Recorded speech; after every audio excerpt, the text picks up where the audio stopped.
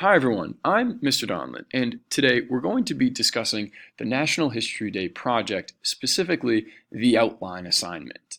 This is a stage that many of you are on with your National History Day projects, and it can feel like you are being trapped. I understand the anxiety that goes into creating something that will eventually become our draft in our papers, creating something using a lot of sources that we have discovered, but not really knowing which steps to take and what goes where and how best to formulate the strongest outline for your papers. I'm here to see if I can alleviate some of that anxiety. Let's continue. I'm going to have you guys dial it back in your minds all the way to phase one and how you felt discovering your project or figuring out what you were going to do for your project for the first time. You probably had something very basic, like if you were to be sitting in our class right now and think, what am I going to do for a project? I find what we're learning about now really interesting. You might be thinking along the lines of, well, I know things about Korea and I know things about Japan. So, let's say you were to submit this, just these two words for your general topic assignment. I want you to go ahead and pause me and write down what you think you would get for a score if Mr. Donlon were to grade that on Google Classroom. Again, I'm assuming that you pause me and you're writing down a score. Just know I can't reach through the screen and hit the pause button for you. Okay, if you said Donlon would probably say that's fine, that's because he would. This is a fine general topic, but in phase two, you found that you had to get much more specific and you had to really funnel your information into something that is much more research project oriented. This is a skill that we're going to put a pin on and maybe come back to in a little bit. So let's say you found interesting the war between Korea and Japan, and thus, how about the Japanese invasions of Korea as a topic for the National History Day project, or a specific topic for the National History Day project? Couldn't have said it better myself, which I did. But the work is not done. You're not simply doing a research paper on just this topic alone. You're also writing an argument, which means your research has to be about something that you can support with evidence, and eventually it's going to be something that you will argue quite thoroughly. You've found that this is a difficult stage. The phase three through like seemingly forever research has taken you a long time. Going through the databases, going on Google again and again has led to many nights like this where you've tried to prove said thesis or you've tried to create a thesis with research, and it's been incredibly difficult. But eventually, you've come to something that you think might kind of work. This is a rough draft thesis, one that will change throughout the course of even just this video, but we're going to start with this because we really only need two parts of this thesis. One of them is in bold. When you're looking at this thesis statement, you might see that there are some blanks. Firstly, we're not going to write an entire outline with this video. That would be a very long video, and hopefully you don't need to be able to write an entire outline. You'll see that once you get just one paragraph done, the process of which becomes easier. So really, what is in bold there is an essential part for the outline. The other phase that I'm talking about as important is because. So I'm going to have you pause me yet again one more time, and let's see if we can write a purpose sentence using just this information right here.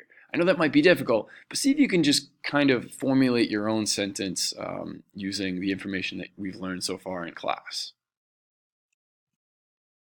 Okay, so what is this outline? What does it look like? And what was your purpose paragraph supposed to be, essentially? Well, you might have been kind of stuck, and I understand. So the purpose paragraph, how about just for now, we start with just the phrase lack of awareness. Where did I get that from? I got that from the first set of words after because. It's my reasons. It's what I am trying to sell with my argument. It's something that I value is really important to my argument and why I'm arguing it in the first place. This is where I'm going to get my evidence. So how about just lack of awareness for now? We're going to leave point one, illustration of quote, an explanation of quote, blank for now. Hopefully you have recognized these things, but let's jump into some data.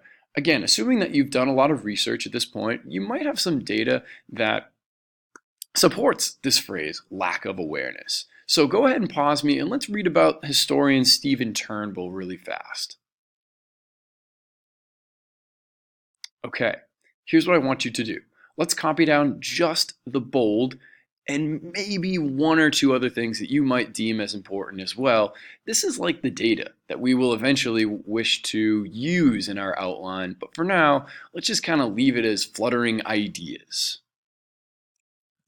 What's this? After hours of research, you find that there is still just a heavy lack of information, but that might actually point towards something that you are trying to argue, so you found some more interesting things. Go ahead and pause me. Let's copy down yet again what we think is really important from this data that might help us write our outline.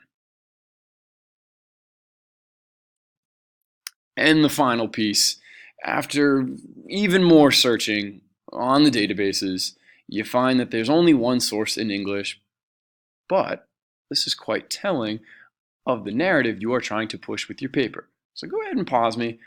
Part 3 here could be a very important piece for your outline. Okay, so back to where we were before. You might find that writing that purpose paragraph actually seemingly is a little bit easier now. I wrote a rough draft version of one that we might change a little bit, but go ahead and see if you can write your own using lack of awareness. You have some data now, you have some things to draw from, some words, some key phrases that you can use to craft a purpose paragraph. See if you can use mine and level it up as best you can. All right, great. Now on to point number 1. This might be where we start to run into trouble. Many of you have voiced some of your concerns about this already. How do you take this purpose of paragraph and get a point from it? Well, if I go back to my first set of data, the first thing I found when I did some real solid research, I found that there was a lot of Japanese bias. If you got that too or missed that, maybe rewind or take a look back at your notes and really see where you can make an argument for this. I'm going to put that in for point 1 because I think that's an important point from my research. So what comes next? Well, I have to prove that there was Japanese bias, so I need a quote or an illustration, which really means an example. What I'm going to do next is I'm going to plug in what I found from my data. They didn't really use the phrase war. That sounds kind of like they are downplaying something. Aha, this supports what I'm trying to say. Wait a minute. I have to do what now? I have to explain this quote? This is a pivotal piece here, because obviously if someone were to just read this cold, they'd be very confused. So how about just a cool sentence about when a war is not a war? You could really analyze this in a couple of different ways, but this one is totally up to you. Pause me and see if you can answer this one with an explanation of this example or this quote that's relevant to the thesis and the purpose of the paragraph. So moving right along through the next phases of this quite briefly, point 2 here, illustration and quote, an explanation of said quote, really kind of write itself. How about brief sources? How about talking about how this was such a brief source and then explaining it by saying, well, that was the only sentence referenced in an entire source that was supposed to be about Korea and Japan's relationship. Not bad, not bad. Let's jump to point 3. How about the lack of English translations? Many of you guys might have found that that was really fascinating, or that led to a problem with the lack of awareness. So let's find a quote. How about just use an example this time of the only English translation?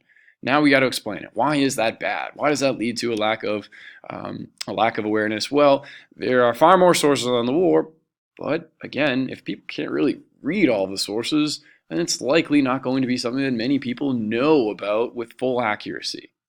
Okay, I'm going to do something that may freak some of you out. I'm going to show you what an eternity looks like. Way down the road, this outline will become the paper, and it may look something like this. What I took is, I looked at my outline, I looked at the things I wanted to include in my examples, and I wrote something along the lines of this. It's got all of the important mechanisms except for one.